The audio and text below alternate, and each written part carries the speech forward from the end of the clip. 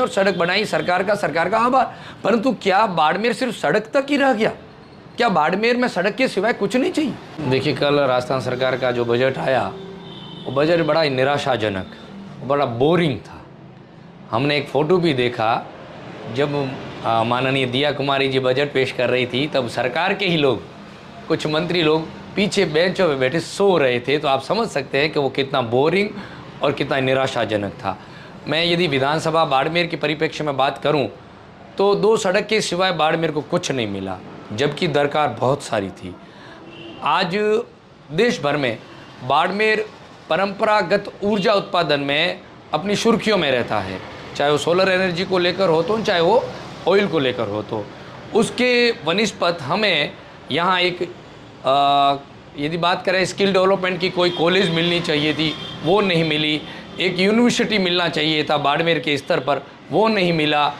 और यदि बात करें पर्यटन उद्योग को लेकर भी, बाड़मेर और बालोतरा जिला पर्यटन की दृष्टिकोण से भी आज अपना कहीं ना कहीं स्थान रखता है, परंतु सरकार की उदासीनता की वजह से इस क्षेत्र में भी हमें कोई सहयोग नहीं मिला।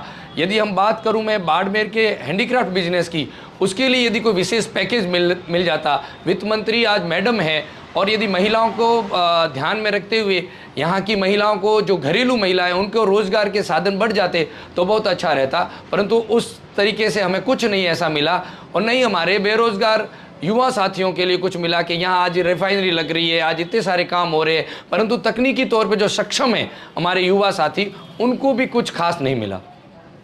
लेकिन जो दिया कुमारी जी हैं, उन्होंने कहा था कि आपके जो पूर्व मुख्यमंत्री हैं, उनका नाम तो नहीं लिया, लेकिन कहा था कि आप तो मांगते मांगते थक जाओगे, लेकिन मैं देते देते नहीं थकूंगा। लेकिन वैसी तो मशीन मेरे पास नहीं है, ऐसे आपको बोल दूं, लेकिन मैंने बहुत कुछ राजस्थान को दिया है।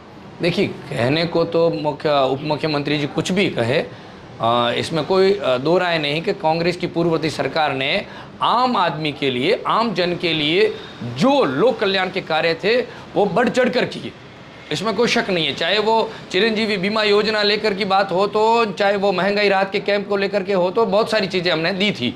अब उप मुख्यमंत्री जी कह रही है कि आपके पास ऐसा कुछ नहीं है, तो आम जन भी अब इस सरकार से कोई अपेक्षा नहीं रखता है, क्योंकि इनके पास कुछ भी नहीं है। जो सरकार समय पर चुनाव नहीं करवा सके, उस सरकार से क्या ही उम्मीद हम रखें।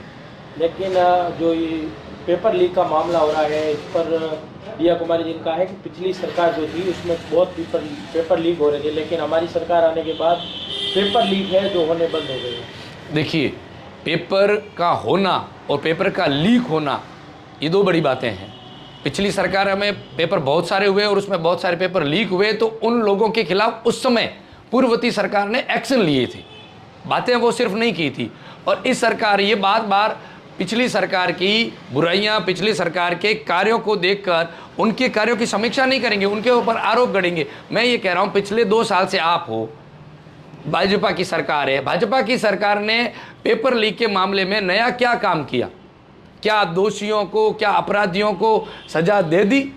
पूर्ववर्ती सरकार उस मामले में नया कानून ले आई थी, ये इन्होंने क्या किया? कुछ भी नहीं।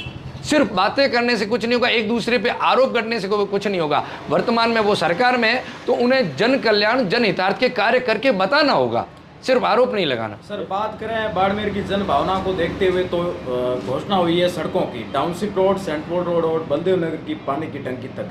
ये अपने आप में एक बड़ी घोषणा है, क्योंकि इससे आमजन परेशान था। देखिए, आम जन परेशान था तो सड़क बनवाने से फायदा होगा, उसमें कोई डाउट नहीं है। और सड़क बनाई, सरकार का आभार।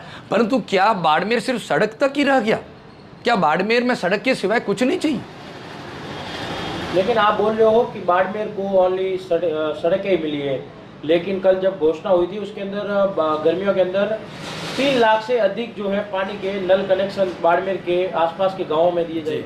देखिए, JJM है चली ना, घर घर हर नल, ये स्कीम चली ना, ये ठेर से चलती आ रही है। वो दूसरे चरण में आ रहे थे, इसमें कौन सा नया काम क्या हुआ? मैं ये कह रहा हूँ, बजट का मतलब क्या होता है? बजट में ये होता है आय का स्रोत क्या है और व्यय का स्रोत क्या है। आय तो हमारे से टैक्स वसूली दुनिया भर की ये कर लेंगे, परंतु जन कल्याण के लिए इन्होंने व्यय के तौर पे दिया क्या?